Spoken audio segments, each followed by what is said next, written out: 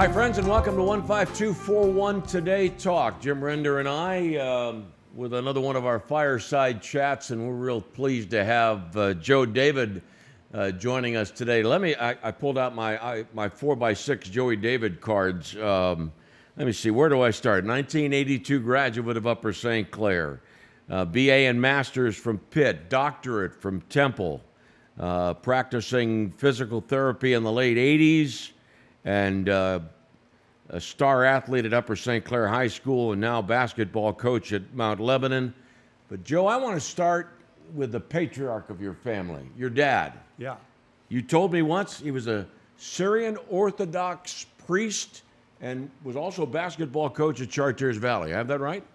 That's true. Yeah, my dad played at Pitt, 1946 to 49 for Doc Carlson, and played baseball, played professional basketball and baseball in the minor leagues. Really a great athlete, and coached at Pitt, I believe, with Timmons, Coach Timmons for a little bit, and then got his teaching certificate and over to Chartiers Valley. And as a youngster, I used to watch his games, the Chartiers Valley games, the school that's on Swallow Hill up there, I think it's called the intermediate school, was the high school. And I used to go in there and, dribble around and shoot at halftime of the Chartiers Valley games. And I think that he probably stopped coaching about the time I was maybe 7 or 8 years old. And so he was teaching, always studied theology, and went on to become an Orthodox priest. In the Orthodox faith, the priests can marry prior to ordination. And First Church, Terre Haute, Indiana. Go out to Terre Haute, and they tell me some guy named Larry Bird is pretty good. And I had the opportunity to, I went to the boys club every day, and had the opportunity to rebound for him on a consistent basis for a couple of years at the boys club. And the opportunity for me to see a guy work hard. You know, we all think we're hard workers till we see somebody work hard. So when I rebounded 700 or 600 or 500, and I wanted to be good, well, I had a little bit of a template to try to emulate him. So it was kind of a blessing for me personally if I wanted to be a basketball player. So and then he came back to the church in Pittsburgh, the cathedral in Oakland, and the parish home was in Upper St. Clair. See, everybody thought my dad was this rich guy. You know, we had no money, and we lived in the church's home, and I went to Upper St. Clair. I wanted to go to Chartiers Valley where all my friends were, but it turned out I went to St. Clair and made some wonderful connections, and had a really good time those 4 years at Upper St. Clair. Coach? Speaking of your career at Upper St. Clair, I always have to think of your teammate, Johnny Bruno, Yeah. who was quite a football player for me, and then he played basketball. But he used to tell me, I'd see him, and how'd you do the other night? And he says, oh, good, we won. He says, Joey and I combined for 32 points. Oh, yeah? I said, that's great. Well, what he didn't tell me is Joe had 28, and John chimed in with 4. Yeah, he used to do that all the time. He was a really, really funny, Yeah, he funny was. kid, good friend. Yeah. How was it that you decided that your career was going to be physical therapy? Interestingly, I was always pre-med, and my athletic trainer, Dave Perrin at Pitt, told me my senior year, he said, you ought to think about physical therapy. You would do pretty well there. And my second semester, my senior year, I turned to him and said, what's physical therapy? And I liked it a lot. And went right into it and enjoyed it. And I had some pressure to kind of go to medical school. I was accepted some places. I did not get accepted to Pitt. And now it's kind of a big stink in the paper about that. But turned out, again, as a blessing for me because I really enjoyed the field of physical therapy and have had a wonderful experience with it. So Dave Perrin, my trainer, told me all about it. And I pursued it. And I call him just about every year. And I thank him for pushing me down that road. Uh-huh. I remember those articles about Pitt not admitting you to medical school. Yeah. And well, I'm still upset about it, Joe. I'm not. So it was a blessing. It was a blessing. And some people say that. They say, "Aren't you upset?" No, I'm not. I'm not upset. I I say my prayers every night, and thy will be done, whatever he has in store for me, I do. And it seemed like that was just pushed down that path, and I've never looked back, to be honest with you. I've never looked back. And it's really a suitable career for what I want to do. I would not have been able to coach if I was and there's so many things I'd have missed out on, and I think the lifestyle for me was just perfect. And so I really look back at it as a blessing, and I'm really happy about it. But I didn't mean to ignore John Bruno. You brought up John Bruno, and he was a great friend of mine and a good person. And the funny thing about John was, as a punter at Penn State, I remember him calling me and saying, "Hey, my roommate's grandfather invented the Big Mac." Do you remember that? No. Yeah, so his roommate's grandfather was part of that family that, brought in the Big Mac and McDonald's family. And so we used to go on the road and play these games, and all these guys on my team from New York and New Jersey, and we used to watch these, Penn State play Michigan or play a school in New York, and they used to always talk about their boys. That's my boy, the running back, and it'd be covered in mud, and that's my boy, the linebacker, and he'd have, blood coming down his face, and John would trot out in his white, completely white, not a scratch on him, and I said, "That's my boy, John Bruno," and he had a great career. I still remember the national championship and how he performed and how he was responsible for pinning them back so many times, and what a great career. And really, I can't talk about John without talking about his family and his sister Cheryl and his mom and dad and what great people they were. And throughout my career of coaching, back when Mr. Bruno was alive, and I'd go out in the middle of the state somewhere, and I'd look over and I'd see Mr. and Mrs. Bruno sitting there, and they'd come support my team in central Pennsylvania, and never forget it. What great people they are. Great people. Mm-hmm. You mentioned the Big Mac. I'll tell you how old I am. I was a freshman at Northwestern University in Chicago, and these guys said, there's this new hamburger place, and they're selling these things for 19 cents. Well, we drove, 15 miles from Evanston out to someplace in outer Chicago to get a Big Mac sandwich. And was it worth it? It was I don't know, 19 cents. That was 19 good. cents, yeah. Give us some of your thoughts about your moments at Upper St. Clair playing basketball. What were some of the high points for you? Yeah, looking back at it, sometimes for me, I'm not one of those guys that remembers a whole lot back in the day, but the highlights for me, I remember beating Bethel Park as a junior when they were ranked number 3 or something in the state, and I had a dunk at the end, and the fans came on the court, and there was a bunch of fights, and I remember coming out of the school and looking up on the hillside and seeing flashing lights and cops everywhere, and fans were fighting, and it was kind of fun, back in high school. That was here, right?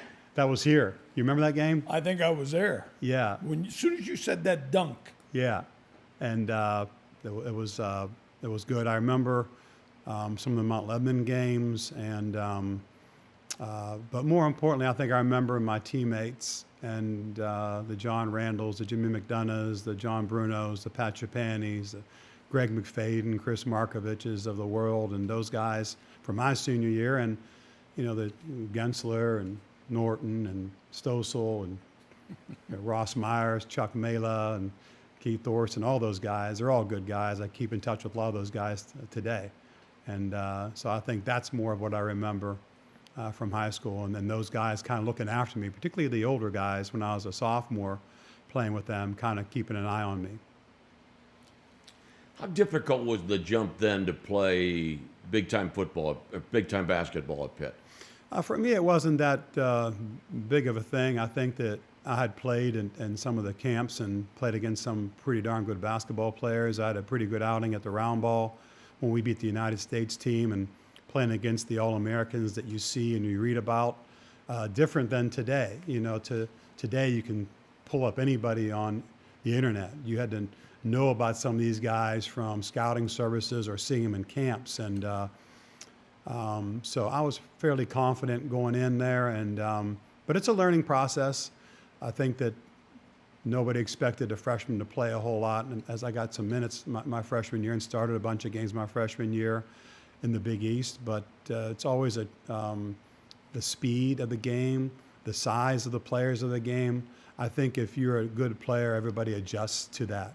That took me some time, but that time that it took me probably was during the summer and fall months before I started playing those games. You go through those unsuccessful drives where the ball gets swatted into the stands, 7 rows. And so next time you go in, you got to try something different, and you try to maneuver and learn angles and learn physics, and you get, a little better at it. I wish I would have known back then what I know today about how to play the game, and that'd have been a lot more fun. But and I wish they had that 3-point line out there when I was playing. I know that you're quite a student of basketball. Mm-hmm. You enjoy studying it. Yeah. Is that true? Oh, yeah. Well, I love it. All right. I want you to talk about the fact that you went to California to spend time studying the game with John Wooden, the UCLA legend. Can you tell us a little story or a little background? So, I never think as a basketball coach that you'll ever know everything. And you probably would agree with me about football, right? We never know everything. Right. We constantly have to learn, and had the opportunity to go out and visit with Coach Wooden through Bob Bennett. Bob Bennett was a 1963-61 graduate, I believe, of Mount Lebanon, and Dean Smith's first recruit was Bob Bennett. And during the time we were in the Whitfield Championship, we put a sign up, 1961. I had the guys touch it every time they left the locker room, and I guess the papers got wind of that, and then they heard of it, and he emailed me, and through that process, he said, if you ever get some time, you want to come out here and meet Coach, because he had befriended a lot of the UCLA guys, and he is a prominent attorney out there in Beverly Hills. And I said, you tell me the date, the time, I'll be there. I mean, it have to be something really significant has to happen here for me not to be there. And I went out the first time, met with Coach Wooden, and had a great conversation. And most of it wasn't about basketball, I'll be honest. Most of it was about life. He liked talking about the Bible. He loved talking about poetry. He loved talking some politics. And the way it worked was we went to a place called VIP's, which is his favorite place for breakfast. And if he kind of likes you, wants to talk to you some more, he'll invite you back. And so he turned to me and said, want to come back to the condo for conversation? I said, sure, So went back to the condo and spent probably another 3.5 hours sitting in the famed den with all his stuff there. And it was just a great, great experience. And he said, you're welcome to come back next year. And I said, I'll be here again. So I went back the next year, and then the next year. And then I said, Coach, I'd love for you to meet my family. And so brought my family out there, and we met with him. And then I went out the next 2 years and missed him because, he was 97 years old at the time. And he had fallen the night before. I flown out there, and at one time he had some stomach problems. But I learned a lot from him. I always felt better when I left his presence. And but he taught me more about, I'd ask him questions about how he handled certain things, and a lot of funny stories. And but I try to keep up with everything. I go out, and I don't tell too many people this, but I go out to work in the Tim Gergeridge camp, with the NBA guys every August. And I've been out there for now 9 years, 8 years, 9 years maybe. And last year they let me coach a team. And my first time coaching, I had a station where I'd have the first round draft choices, coming to me, and everybody else has, Lakers and Celtics, and I got Mount Lebanon, and these dudes are like, Mount Lebanon? What is that? I'm like, hey, man, I've been here for 7-8 years. You got to listen to me, But last year's the first year they threw me to clipboard and said, because they know me now, and said, you want this game, And I said, yeah, I'll take the game. So my first game, it was a combo team, Dallas Mavericks and the Atlanta Hawks that I was coaching. And to my right was Coach Carlisle on the bench with me. He goes, "You coaching this game?" I said, "Yeah, I'm going to coach and coach." And but I go out there every year, and I go out there for one reason. I want to learn. I want to see what they're doing. I want to pick up maybe some jargon, maybe the way they explain something that makes it all more clear. And so that's helped a lot. I mean, I come back sometimes and I have a public high school team, and I just can't put in some of the things that you learn about because you don't have the 6'10" guy that can pop out and shoot the three, or can throw the lob to. But I'm constantly learning. I'm constantly reading about different people's stuff, and it's been a lot of fun. I've gotten a lot more out of coaching than I ever thought I would. I'm sure you could say the same thing. And by the way, I don't know if I should be the one being interviewed because I'm here with two celebrities. No. I'm here with two celebrities. I think maybe it should Don't be. switch. Right, Lanny? Yeah, exactly right. This is our show. We'll set the rules. That's right. Yeah. That camp, Gerger's, is that in Las Vegas? That's in Las Vegas. Yep. Yeah. And it started out like a secret camp. You couldn't tell anybody where it was. No media is allowed in. Nobody but NBA personnel. And through my relationship with Gerg, I saw him a few times at some pit events. I remember telling him, "Hey, I'm trying to get into that thing." And he finally said one year, "Come on out." And now he's a wonderful, wonderful man. I mean, he's in his 70s, maybe approaching 80. Is he coaching? He's an assistant coach, and I'm not sure where he was this year, but he's been with Dallas and Cleveland and Minnesota. He's been around, and he's considered one of the gurus of NBA basketball. And this camp is not only for about 100 players, but it's also for about 100 NBA coaches. And so they're all there, and we're all learning from each other, and it's a really wonderful, wonderful environment. So other coaches are watching you coach, and they're taking notes, and it's nice to see some of these coaches coming in and just walking around, coaches without jobs. I mean, I've been there so many years. I see a guy one year, he has Timberwolves on. I come back the next year, he has the Bulls on, and it's not an easy life. And these guys do not have a down season. They don't have time. They can't develop players. So if these guys want to work out, they got to be there for them. And I don't think people understand how much work they put into it at the NBA level.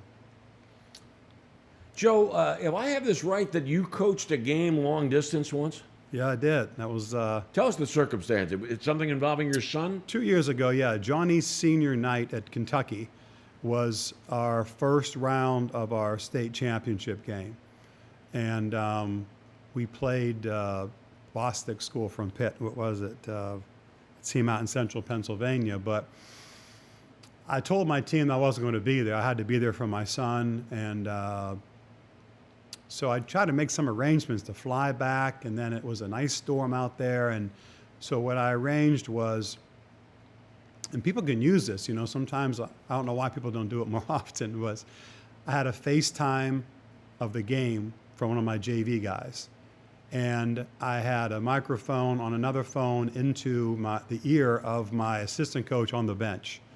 So I could watch the game on my computer real time and talk to them real time. So I could call a play, and you'd hear me call a play, and it was in an Embassy Suites in my room, and then I'd call Shark or whatever, and then you hear Tyler yell Shark on the game, and then they'd run Shark or they'd run Drop or whatever I called, and 21 press, changing the press around, changing the game around, and it was a lot of fun. And it was interesting because, and I guess I can say this, but they have those managers' receptions at Embassy Suites. You go down, they have all the free alcohol. So it was later in the day, it was like a later game, and my wife was kind enough to bring me up a glass of Cabernet. So I had a glass of Cabernet sitting there on the counter, and I wasn't drinking a whole lot of it, but it was sitting there, and I was sipping a little bit, and Johnny came up because I told him, "Leave me alone. I got to focus on what's going on here." And Johnny came up, and he was like, "What's that wine doing there?" And I was like, well, he said, Dad, they can see it. You're on FaceTime. And so my JV guys are watching me coach the game and every now and then have a sip of wine.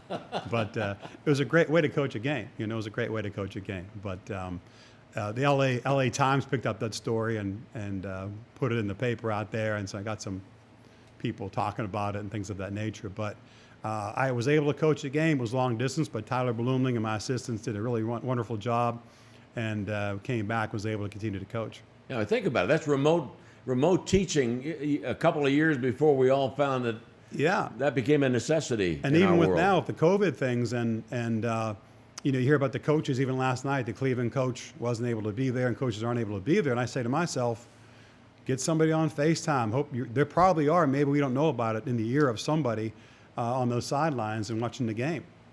So They wouldn't let him. There was some NFL rule. Oh, is there some rule there? He wasn't allowed to, Yeah. which I think was kind of dumb. yeah. Oh, there's He not a should have rule. been able to call.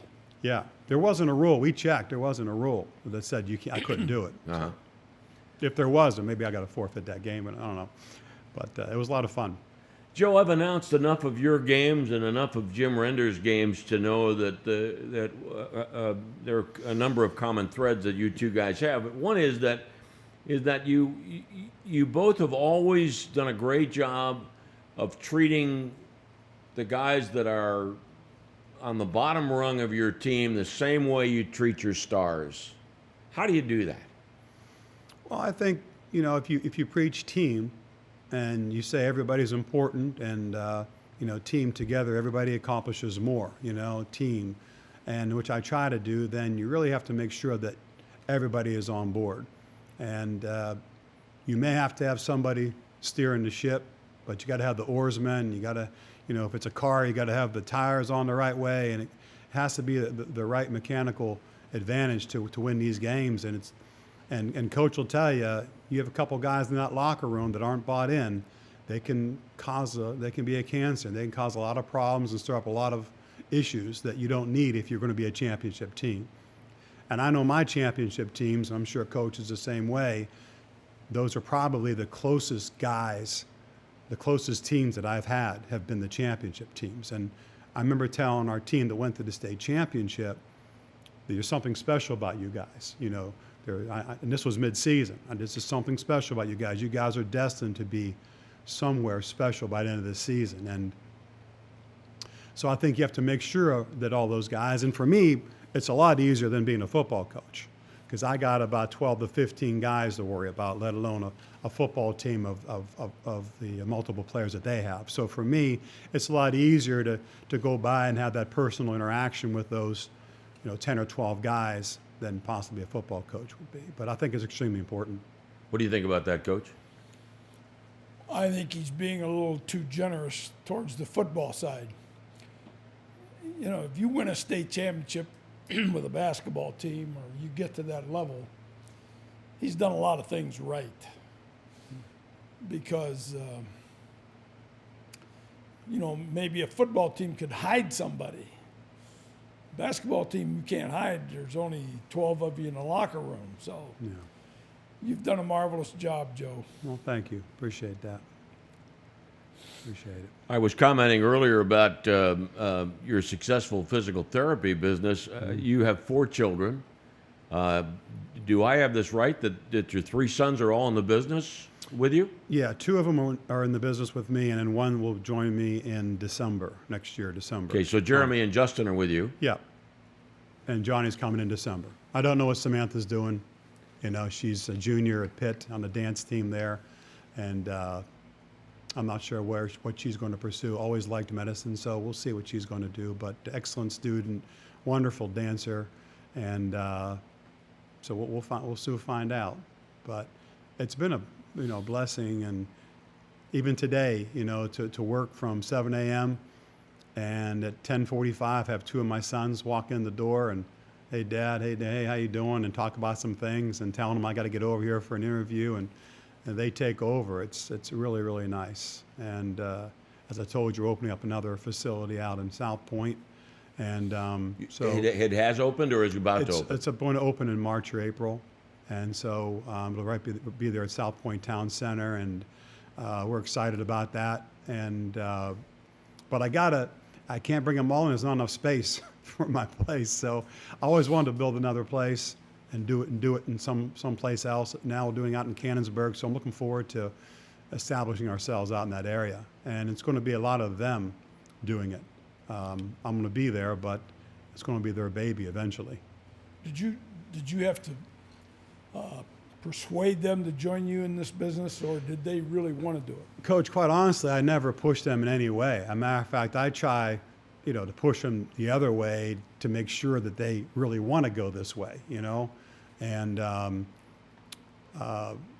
Jeremy did wonderful down at Virginia Tech and was a business marketing major, came back, had a Merrill Lynch position and apprenticeship and didn't like it.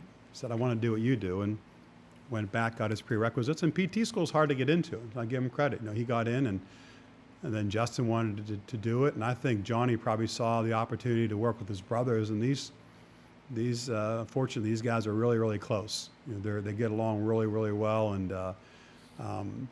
so I think the opportunity to work with each other is out there. And their father. And myself. And their father. And myself is a good attraction. But they all have their own little niches. They all have their own personalities and their strengths. And so it's a nice little mixture we have right now.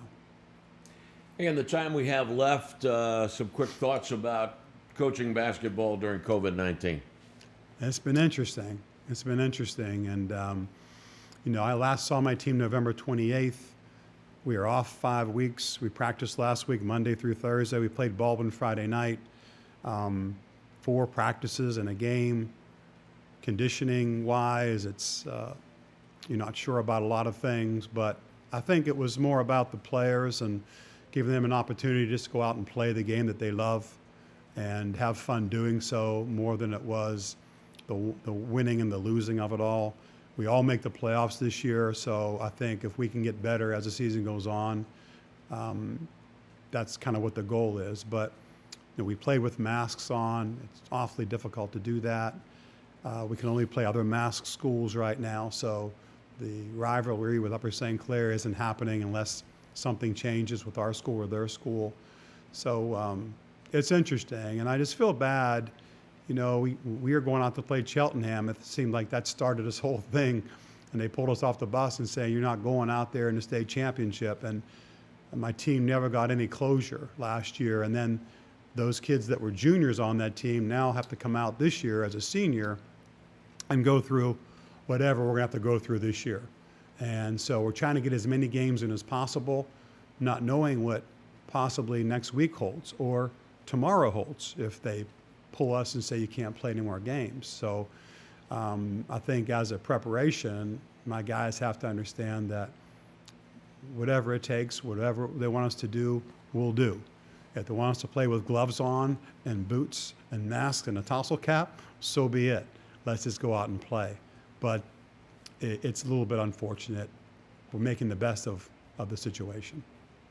And the reality of what we're going through as a country and dealing with the pandemic, thank goodness there are good people like you leading young people and offering great examples to them. Joe, thanks very much for joining Jim and me on the show.